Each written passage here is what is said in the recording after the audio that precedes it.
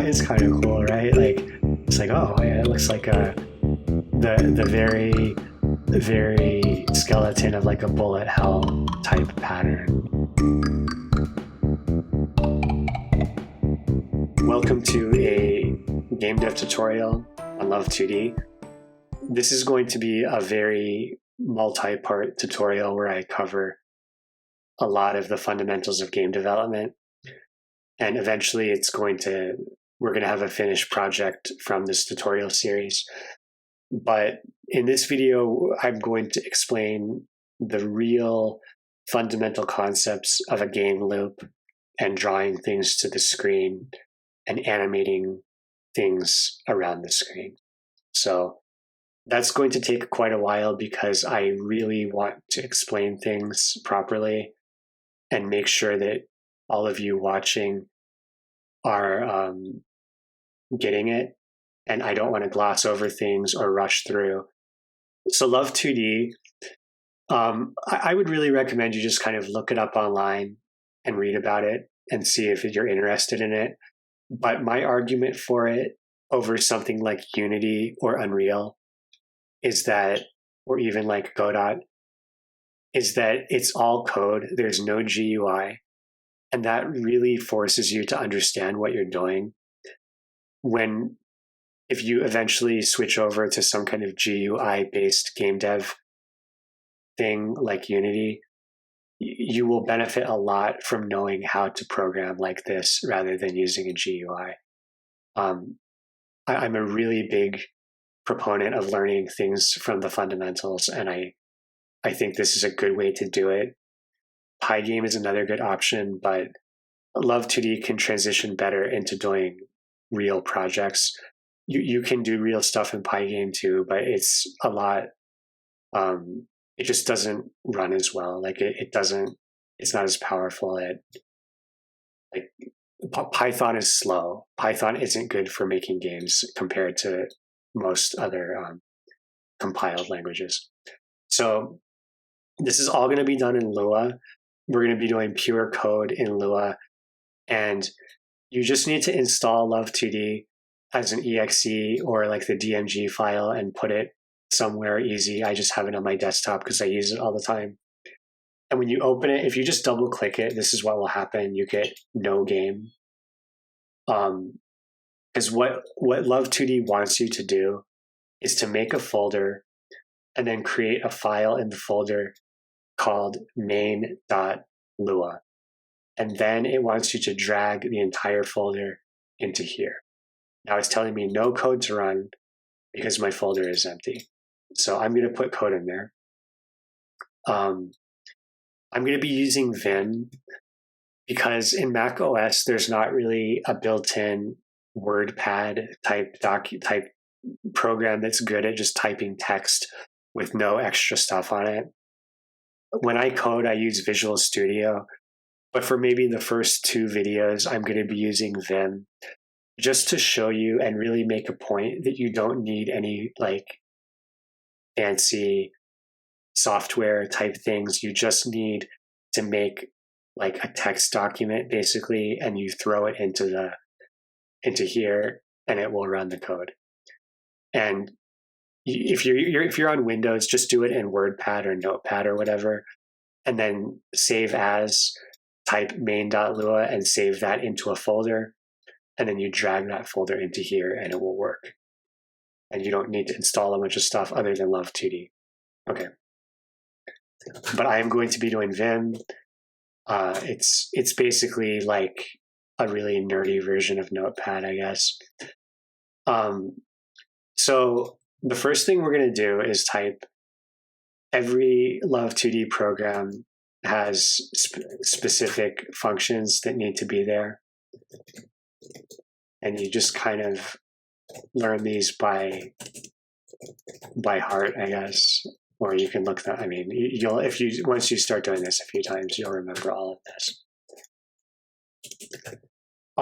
So these are the basic functions which are expected from this thing here. And before I do anything else, let me just show you how it works. And I'll explain all of this. I'm not going to pretend like you shouldn't know what's going on right now. But I do just want to give you a visual here. So I've created the main.lua file, and now I drag this whole folder in here, and we draw this X to the screen. Now I'll explain what's happening. So basically, when you have, this should be indented, I don't think. When you have, these are called functions, and we are actually defining the functions here. Love.load, when we put this like folder in here, Love2D knows, okay, I'm going to do love.load one time. Oh, why did I type upload? Did that get update? Sorry. So it's going to load one time. Everything inside of this function, between function and end, is going to load one time. And like, we can have like line 1, line 2, line 3. It will load those things in that order. It does that one time. And then everything in love.update will happen. That code will be run. But love.update and love.draw both are going to be run every single frame. This is actually running every frame. It's drawing, it's printing, and code print means put it on the screen. It doesn't mean print the paper out. It's printing, drawing the X to the screen every single frame, 60 times every second. But because it's doing the exact same thing every frame, you can't see anything happening. It's just being drawn over top, over and over and over.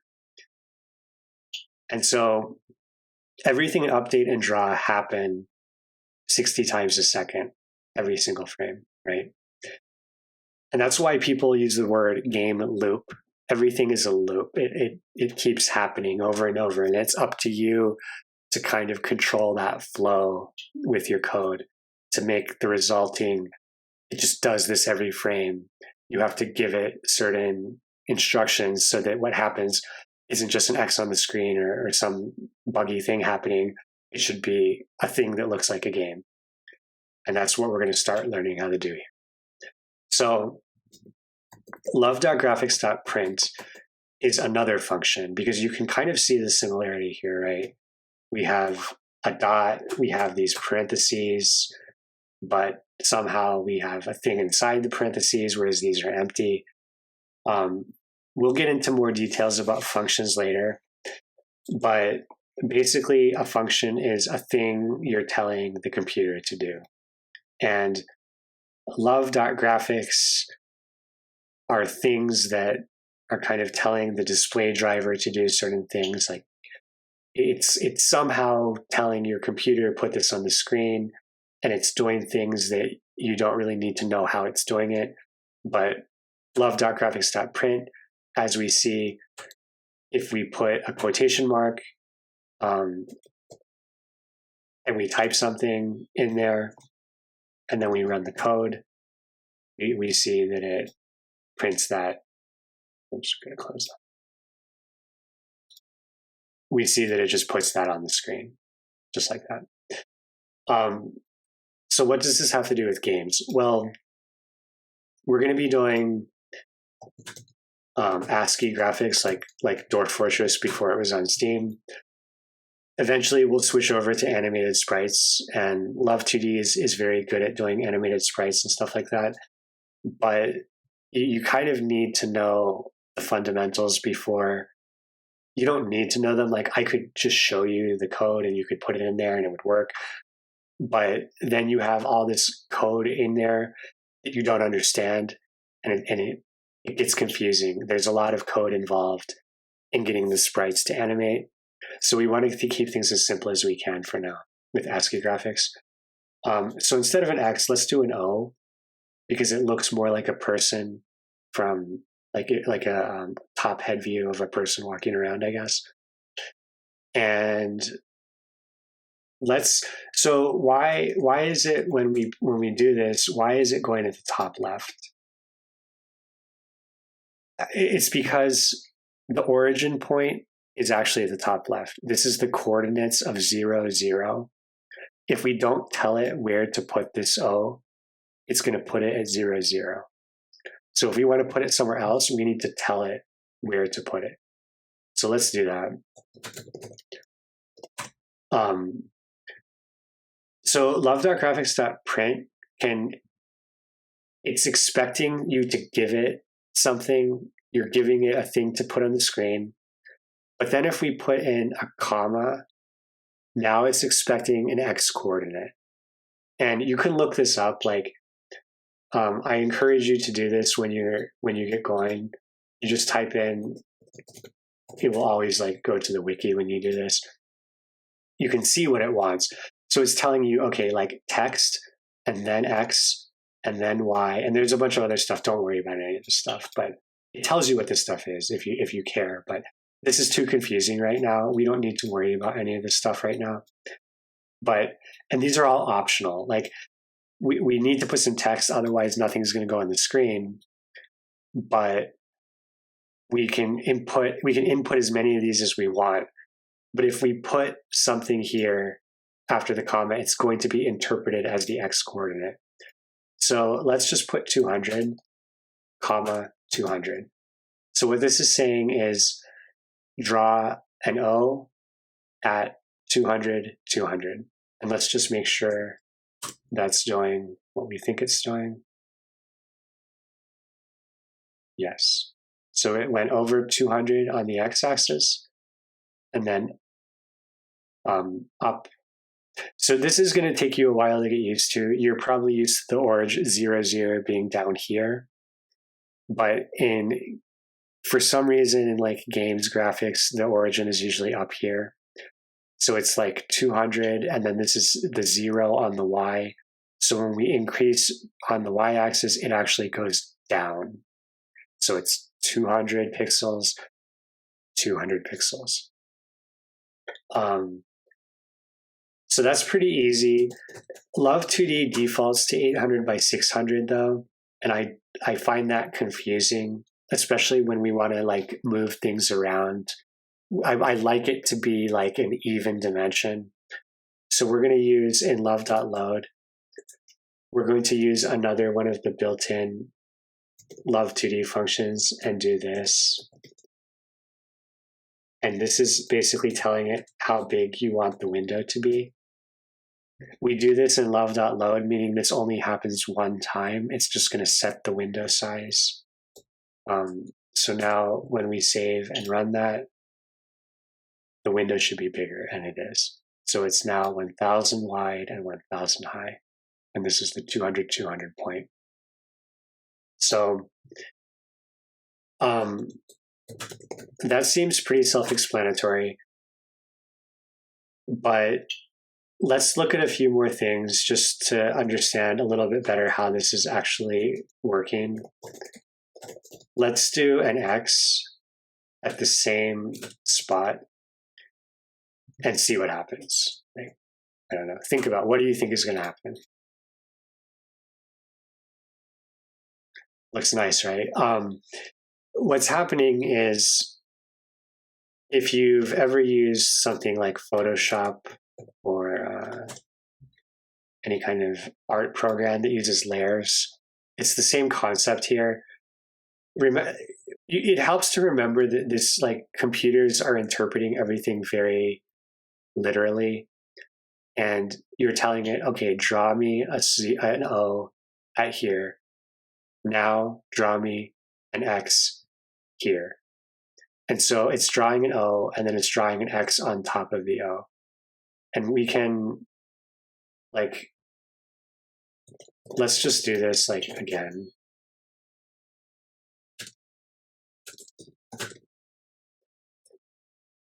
And see, we can probably see that the X will be like even a little bit thicker now. Yeah, maybe a little bit. So basically, it's drawing it like layers in Photoshop, and it's redrawing in every frame, but we're never moving these things around, so it just looks like it's sitting there. we can make this like 210, and it will put the X a little bit below the O, like that. So we can see like that's a super basic thing. We're telling the computer, draw me this thing at this spot. And let's start thinking of these as sprites, even though they're not really sprites.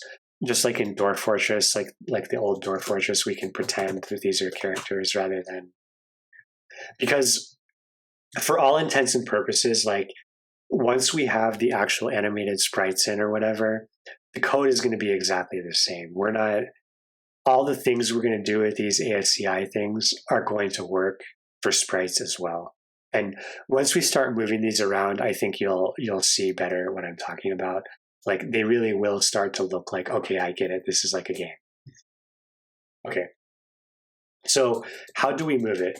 What if we want to make this O person walk to the right across the screen? Rather than just show you the correct thing to do, I want to show you what is probably your first impulse, which is wrong, because it was my first impulse when I was learning this.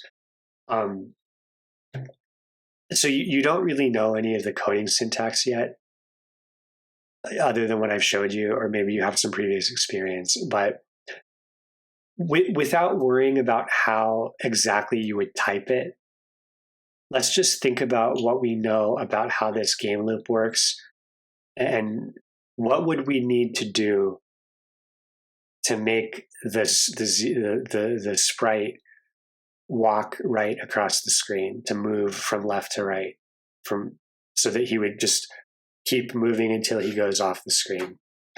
What would we need to do to this code? Like if we could remember, it's running every frame. So this frame, it's at 200, 200. What do we want it to be on the next frame if we want him to move? 201, right? Or just some bigger number. And then it will make it move. And just say we want it to move 1 pixel a frame. So then we need it to be 201 on the next frame, right? So how do we do that? How do we increase it by 1 and have that happen every single frame consistently so that it looks like it's moving? So your first instinct would probably be something like, well, let's do 200 plus 1, because as you told us, all of this stuff is happening every frame. So if we just say, okay, yeah, every frame, 200 plus 1, make it 1 higher every frame, that will work, right? Well, no, it doesn't work. And to show you, you probably can't notice a 1 pixel difference, but let's make it 200 plus 200, and you'll be able to see that. So it definitely moved, right? But it's not moving. It moved in the sense that one time it jumped over and now it's sitting there because we ran the code and now it's just in a different spot. What's happening here is this is just being interpreted as 400. Like it's basically saying, okay, I load the program, I set the window size, nothing to do in update. Let's go to draw. The code wants me to draw an O at 400, 200, and then it draws the O and it goes, okay, done. Next frame, what do I do? Nothing to update. Draw, it wants me to draw an O at 400, 200, done. Do it again, and it's just drawing at 400, 200 every frame. It's not actually increasing anything every frame. We're just, by putting 200 plus 200, all we're doing is telling it 400. This is the same as doing this. So how do we actually increase it then? What do we do here?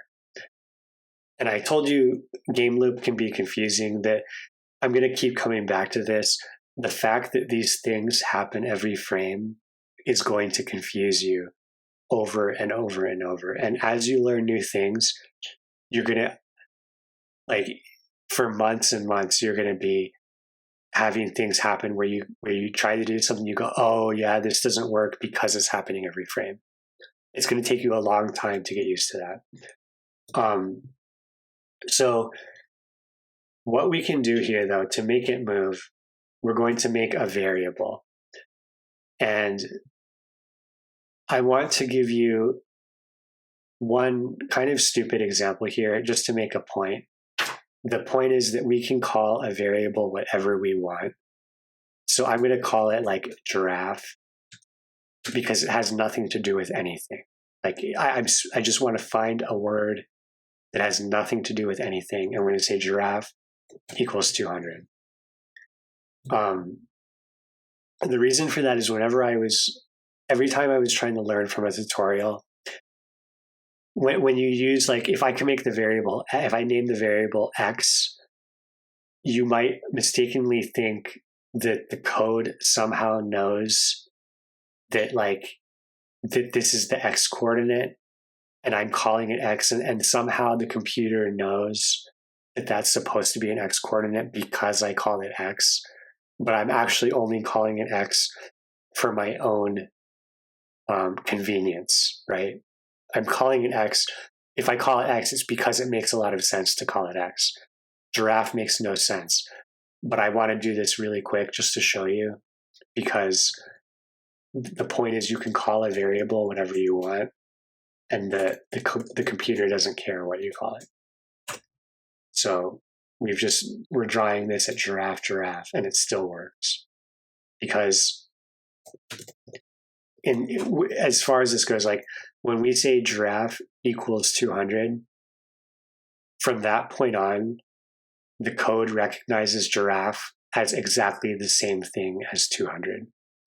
When you say equals in code, you are declaring something. Your equals is like a verb. It's not just like 2 equals 2, like, yeah, of course. If you say 2 equals 4, then that's the new truth. So giraffe now equals 200. So that's why this works. Of course, we don't want to call it giraffe. We want to call it, I'm going to split the difference. So I don't want to call it X because, again, I just think that when you're looking at code as a beginner, it's so hard to separate things like love.window.setMode that are like predefined things of Love2D from I'm just making this up. And it's hard to remember. So I'm going to call it like, let's call it sprite location X. Just so it that lets you know that that's not a built-in thing. It's just what I'm calling it. But it's descriptive, and we won't forget what that actually is. So we'll make that 200. Sprite location Y equals 200. Let's make it 500, whatever. So now right now all we're doing is replacing these numbers that we've put in with variables, which doesn't really do anything different. But I'm just showing you because, just so you see that it works. Wait, close that. You have to close it and run it. Okay, yeah, now we got a new position because I made that Y, what did I make it, 500? Yeah, so 500 is dead in the middle, right? Like and now the other thing we can do, by the way, now is we have these in as X and Y, and we can change it in the load rather than down in the draw. Like it doesn't make a big difference. But if I make this 500, we should see the X or the O dead center in the middle of the screen, which we do. Okay. So now that we have a variable, let's go back to what we originally were trying to do, is move the O across the screen. The variable allows us to do things to it. Without the variable, we can't we don't have a way to tell the computer like, yeah, I want you to increase that 200 that I put into the function, the print function. I want you to +1 every frame. there's no way to do that without a variable. But now that we have a variable, we have this like static thing that we can do things to. So I'm putting that to 0 just so that our O will start at the top left corner. And in update, we are going to say sprite location x equals sprite location x, which would just be 0 equals 0, but we say +1. So if we translate this, it's 0 equals 0 plus 1. But it's not 0, it's a variable. And what this means is we now have a thing that kind of persists between these update cycles. Because before, we were trying to get that to happen, and it was just like the computer's just being dumb, and not really being dumb, right? But it was like, oh yeah, 200 plus 1 is 201.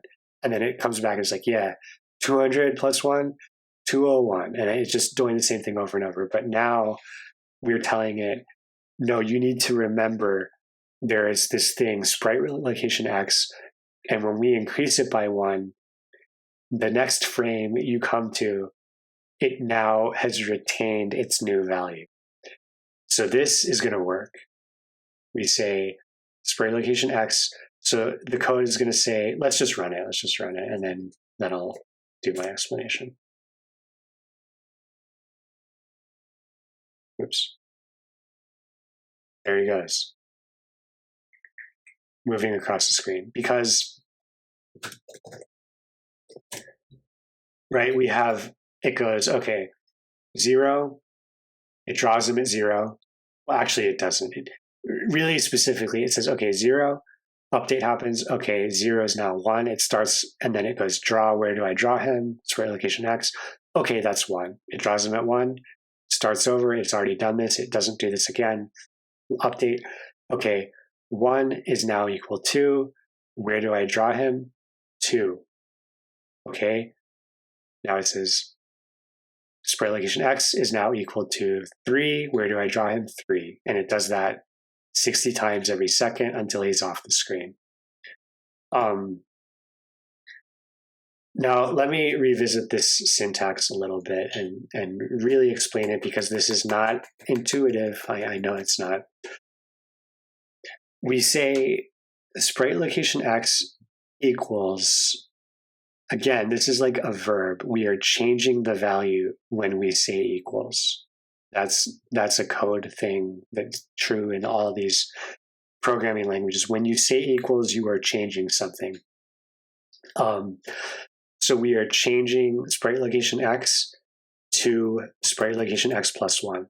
That's like the thing on the left is being changed into, like, it's being changed into the thing on the right, right?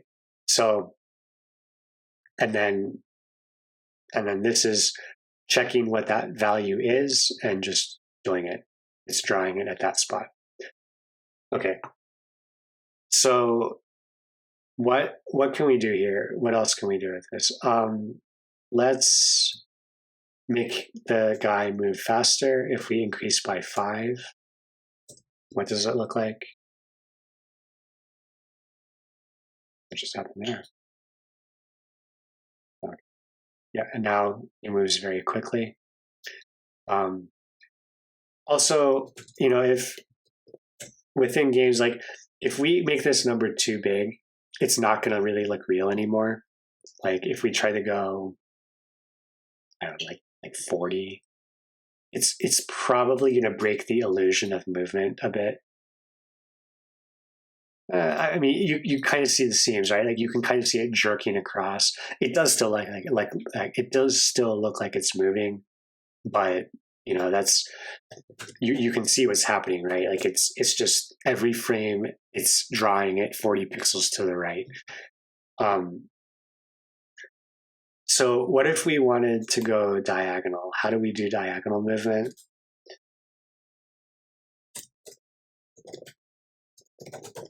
What do we do? It's the same thing, right? With Y.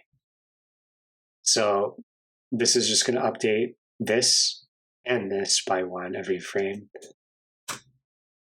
which will result in diagonal move. Right? And you can really start to see it now, right? Like this is, in no way is this an impressive game. It's not even a game because you can't really do anything, but it doesn't just look like an X or an O sitting on the screen. It's really looking like something is moving around and things are happening. A few other things I want to show. I know I'm really kind of dwelling on this a bit, but I do want to show you like a few more little peculiarities of the update, the way that this loop works. Like, what if you were thinking to yourself, yeah, I want to make it kind of like move around in wave patterns or something, and you said, okay, well, let's make it do like 1 to the right, okay, and then it will go like a little bit faster, or not wave patterns, but just making it do like more erratic movement or something. If you try to do something like this, I don't know, just like trying to do something where it's like you're thinking to yourself, okay, it's going to move a little bit diagonal, and then it's going to change its trajectory a little bit. Like you're thinking it's going to move a little bit this way, and then like it's going to do like a stair pattern or something like this. It's not going to do that. And what it's going to do is, again, it's very literally interpreting what's happening. It's just saying, it's like the thing to understand with the update is what this is doing is it's saying, okay, sprite location X is now 1. Okay, Y is now 1. X is now 4. Y is now 4. Now where do I draw it? 4, 4. It goes back. And so all this is doing, just like before, this is exactly equivalent to just typing +4 and not typing this all twice. The update, this is all happening before draw ever runs. So this isn't going to give you like a stair pattern.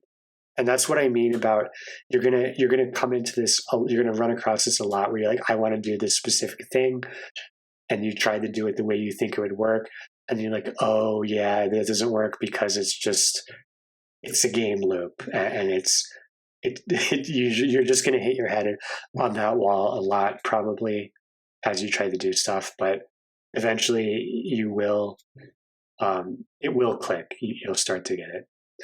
Okay. And like another thing we could do is we can make like this 2 and this 5, and we would get just it will still be diagonal, but it will be more biased toward the y-axis, right? So we can do a lot of stuff like that. We could have multiple things on the screen if we wanted. So we could do like, and I would encourage you to play around with this and really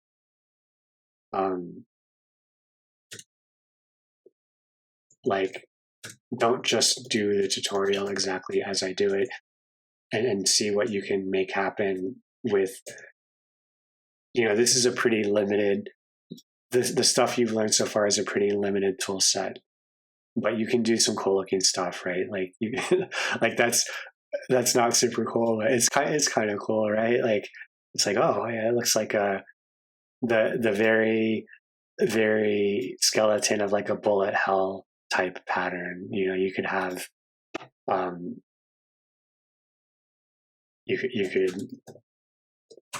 you'd have to do quite a bit more work. You'd have to make some additional like variables, and but when you can see, like you can start to play around with stuff like this, and like here's one we can do pretty easily. I guess we can do, oops,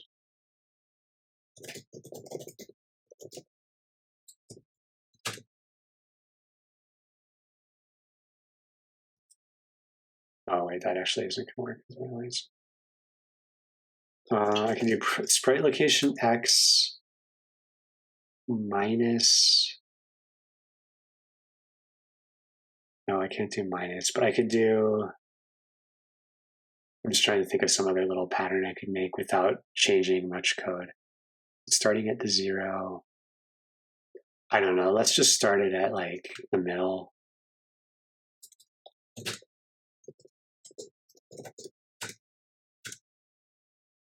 Just like to throw some other pattern on there. I see if it looks cool or not really. but you get the idea. Like now that you know how to do this, you can mess around and put different things moving around the screen just to mess around with getting used to it and playing with it and seeing what you're able to do with a pretty limited amount of code. But it, you know, if you know how math works and how a coordinate system works, you could probably figure out quite a bit on your own here without any additional syntax or code. I think you could go quite a bit further there. Okay. So I think I'm going to finish this one here. And if you have any questions or comments, please post them. Any feedback, I appreciate. The next lesson is going to cover if statements. And we're going to look at this exact code again, but we're going to try to make it so that when the sprite hits the edge of the screen, it wraps around or it bounces off or does other stuff.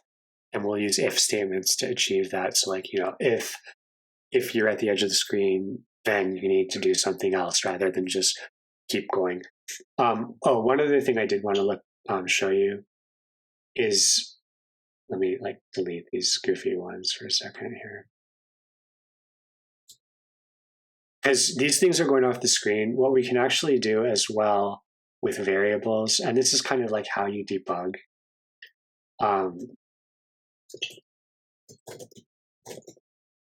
So we can print, rather than putting like quotation marks, we're just going to type sprite location X. And what that does is it prints the value of the variable. And you can see that here. So even after they're off the screen, we can see that number is still going up and up and up and up and up. Even if it's still being tracked, even though it's not drawing to the screen because it's out of the window, that number is still being increased every frame. We're seeing that happen. And so like, just to finish that off, if we want to do both of the X and the Y, if we do this, we have a slight problem because they're going to be drawn on top of each other and you can't really read them you can't really read them at all. So what you would do is, again, and it goes back to exactly what happened before, where we defaulted to 0, 0. This is defaulting to 0, 0 again. So all we need to do is tell it, okay, like don't draw it at 0, 0, draw it at 0, 20. And then now we can clearly see the X value and the Y value as they update in real time. What's going on with that?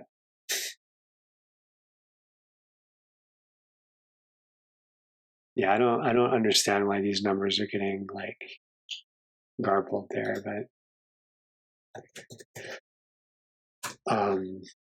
okay, anyway.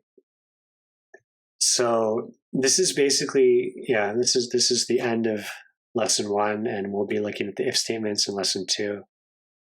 I really hope I hit a good balance between explaining stuff and not being so over explaining that you're just like, dude, get on with it.